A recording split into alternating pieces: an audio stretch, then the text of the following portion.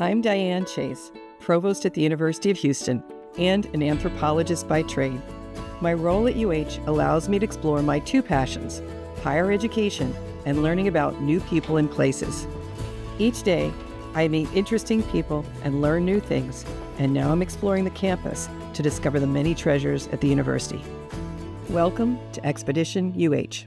Today's expedition takes me to the University of Houston's Technology Bridge to visit the Cullen College of Engineering's Center for Airborne Laser Mapping. Although this is my first visit to this center, I'm familiar with its work. Its use of light detecting and ranging, or Lidar, is invaluable for producing detailed, accurate maps of large land areas. It is used in a variety of disciplines and fields, including environmental and earth sciences, geology, urban planning, and many others. It's also used in my discipline, archaeology, and is factored into recent projects I am involved in. I'm pleased to spend time with the center's director, Craig Glennie, to learn even more about its work and to see our students putting LiDAR technology to good use. Hi, Provost Chase. Hello, Dr. Glennie. Welcome to the National Center for Airborne Laser Mapping. We're excited to have you here. This is your first time visiting, I believe? It is my first time. I'm really looking forward to it. Well, come on, let's show you around. So tell me a little bit about airborne laser mapping. For a long time, LiDAR was really a niche industry. It was very expensive sensors that were just flown in aircraft, kind of $1 million sensors, and there was not very many of them. Technology has evolved, the size, weight, power, the cost requirements have come down, and that has opened up a whole new field of possibilities. This laser puts out very fast pulses.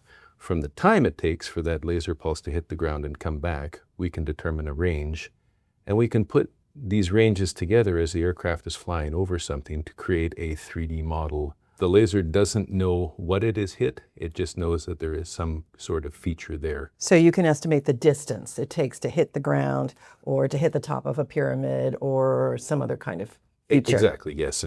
We actually have to take that data afterwards, and from the model that comes out, or the point cloud that comes out of it, we have to interpret it. You don't just hand a researcher a data set on a hard drive or in the cloud. Can you talk a little bit about that? Yeah, that actually goes back to why the National Center for Airborne Laser Mapping exists. Early on in airborne laser scanning, there was a number of commercial companies, but they would just give the researchers a point cloud. Our group had particular experience both in acquiring the data and doing that processing analysis afterwards to extract the topography under the trees, for example. Initially, we were working with people that were looking at landscape evolution, at hydrology, at landslides and earthquakes. And so our center was set up to deliver a product that they could actually use to do their science right away. And we developed a lot of nice tricks and techniques to basically remove the vegetation from the models and get at the terrain underneath. Turns out that it also has a lot of use in archaeology as well. Tell me why the University of Houston was a great place for NCALM to be. Houston is an excellent location because it's in the center of the country. And so if you can minimize your flight distances to a job site, you can minimize the cost it is to the PI that is doing it. Later on, turned out that we were also close to the archaeological sites in Mexico and Central America. The location kind of became central to where our work was taking us. NCALM has made a huge difference in how we think about the ancient Maya. The fact that we really could literally see below the trees, the tree canopy, astounding. It's helped prove some things that we believed based on a more limited sampling before, because now we can see the whole landscape. Even be able to do things like try and reconstruct ancient neighborhoods. It's transformational.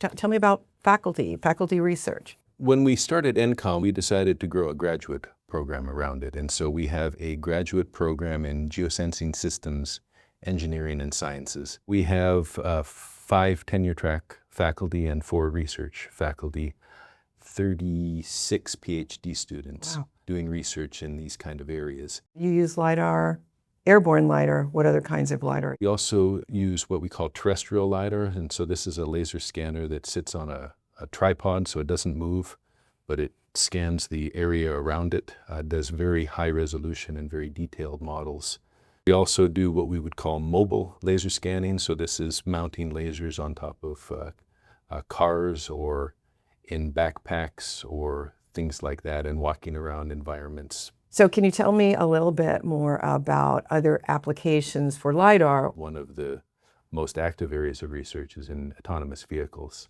So you would mount this on the front of the car, and it would basically create a 3D model as you're driving down the roadway.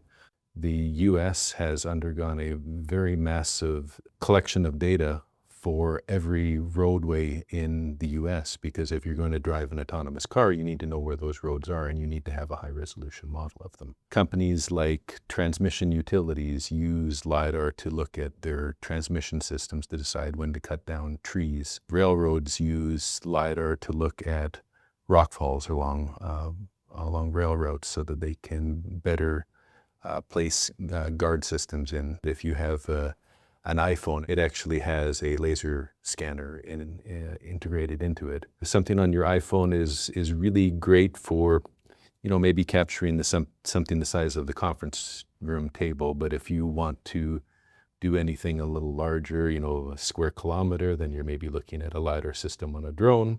50 square kilometers, maybe a LiDAR system on an aircraft. We're also working a little bit with NASA to do a laser scanning system from a satellite so that we can do high-resolution models of the entire Earth. Scheduled for launch in 2036. Okay, so I got to hold my breath. You do, yes. Okay, all right. Thank you for the tour. You're doing some amazing things here at NCALM. I appreciate the opportunity to show you NCALM and to be a part of Expedition UH. Thanks for your time.